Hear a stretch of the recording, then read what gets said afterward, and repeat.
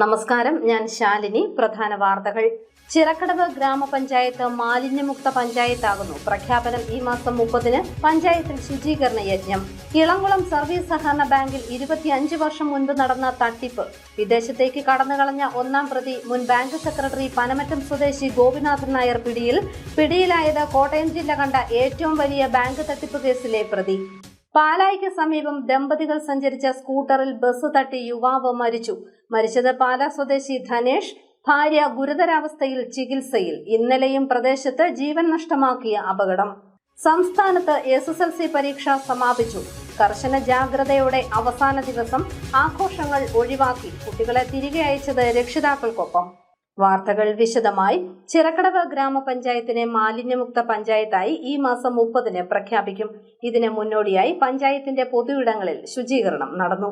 മാലിന്യമുക്തം നവകേരളം പദ്ധതിയുടെ ഭാഗമായുള്ള mega cleaning drive സംസ്ഥാനമൊട്ടാകെ നടന്നു വരികയാണ്. ഇതിന്റെ ഭാഗമായി ചിറക്കടവ് ഗ്രാമപഞ്ചായത്തിന്റെ നേതൃത്വത്തിലും ശുചീകരണ യജ്ഞം നടന്നു. Panchayat president advocate CR Sreekumar ഉദ്ഘാടനം ചെയ്തു. ഈ മാസം 30-ന് ചിറക്കടവ് പഞ്ചായത്തിനെ മാലിന്യമുക്ത പഞ്ചായത്തായി പ്രഖ്യാപിക്കുമെന്ന് പ്രസിഡന്റ് പറഞ്ഞു. ഇനി മുതൽ പൊതുസ്ഥലങ്ങളിൽ മാലിന്യം കൂടിക്കിടക്കാതിരിക്കാൻ എല്ലാവരും ശ്രദ്ധ ചെലുത്തണമെന്നും അഡ്വക്കേറ്റ് CR ശ്രീകുമാർ കൂട്ടിച്ചേർത്തു. ചിറക്കടവ് ഗ്രാമപഞ്ചായത്തിനെ സംബന്ധിച്ചിടത്തോളം ഈ രണ്ട് മേഖലകളിലും മതിയായ പ്രവർത്തനങ്ങൾ ആയി മുന്നോട്ട് പോയിക്കൊണ്ടിരിക്കുകയാണ്. ഹരിതകർമ്മസേന 20 വാർഡുകളിലും അജൈവ മാലിന്യ ശേഖരണം ശക്തമായ രീതിയിൽ ആരംഭിച്ചിട്ടുണ്ട്.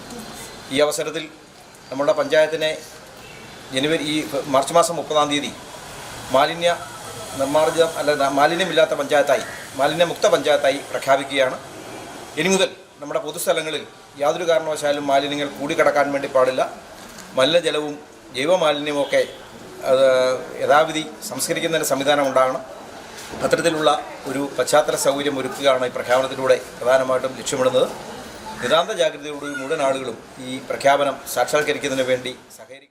ഉദ്ഘാടനത്തിന് ശേഷം ഹരിതകർമ്മ സേനാംഗങ്ങൾ പൊതുസ്ഥലങ്ങളിലെ മാലിന്യം ശേഖരിച്ചു. അജൈവ മാലിന്യമാണ് ശേഖരിച്ചത്. പഞ്ചായത്ത് ഓഫീസ് പടി മുതൽ പൊൻകുന്നം ടൗൺ വരെയുള്ള പാതയോരങ്ങളിലെ പ്ലാസ്റ്റിക് കുപ്പികളും പ്ലാസ്റ്റിക് കവറുകളും മറ്റും ഇവർ ശേഖരിച്ചു. News bureau, Ponkunnam.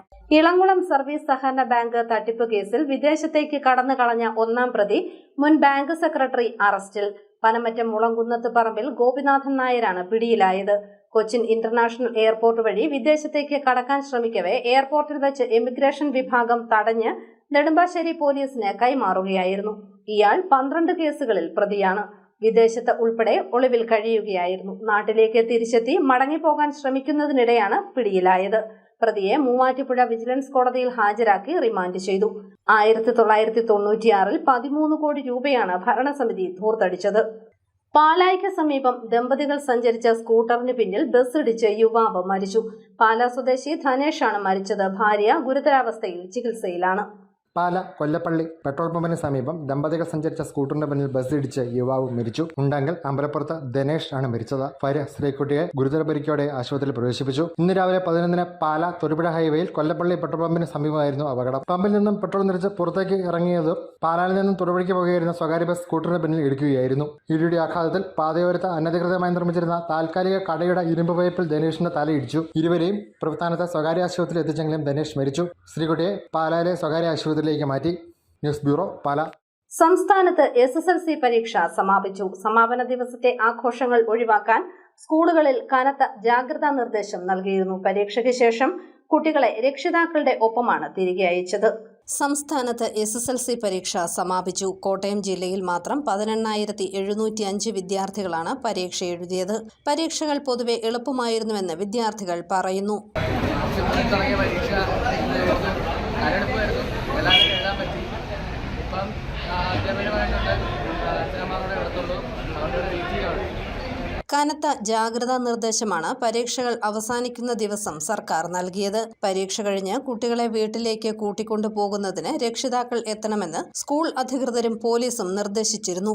ഇതനുസരിച്ച് കുട്ടികളെ തിരികെ കൊണ്ടുപോകാൻ രക്ഷിതാക്കൾ എത്തി. വിദ്യാർത്ഥികൾ തമ്മിലുള്ള ഏറ്റുമുട്ടൽ ക്രമസമാധാന പ്രശ്നമാകുന്ന സാഹചര്യത്തിലാണ് ഇത്തരത്തിലൊരു നിർദ്ദേശം വന്നത്. പരീക്ഷ കഴിഞ്ഞതിന് ശേഷമുള്ള ആഘോഷങ്ങൾ ഇത്തവണ സ്കൂളുകളിൽ അനുവദിച്ചിരുന്നില്ല. സ്കൂൾ തലത്തിലുള്ള സ്റ്റുഡൻസ് പ്രൊട്ടക്ഷൻ ഗ്രൂപ്പ് ശക്തിപ്പെടുത്താനും സർക്കാർ നിർദ്ദേശിച്ചിരുന്നു. ആഘോഷങ്ങൾ ഒഴിവാക്കി രക്ഷിതാക്കൾക്കൊപ്പം കുട്ടികളെ അയക്കണമെന്ന കർശന നിർദ്ദേശം പാലിച്ചതായി സ്കൂൾ അധികൃതർ പറയുന്നു. SSLC എക്സാം വളരെ ഭംഗിയായി ഗവൺമെൻറ് നിർദ്ദേശാനുസരണം വളരെ കൃത്യതയോടുകൂടി നടത്താനായിട്ട് സാധിച്ചു. അധ്യാപകരുടെ എല്ലാവരുടെയും വലിയ നിർലോഭമായ സഹകരണം ഉണ്ടായിരുന്നു. ഗവൺമെൻറ് നിർദ്ദേശാനുസരണം പരീക്ഷ തീരുന്ന ഇന്ന ദിവസം മാതാപിതാക്കന്മാർ സ്കൂളിലെത്തി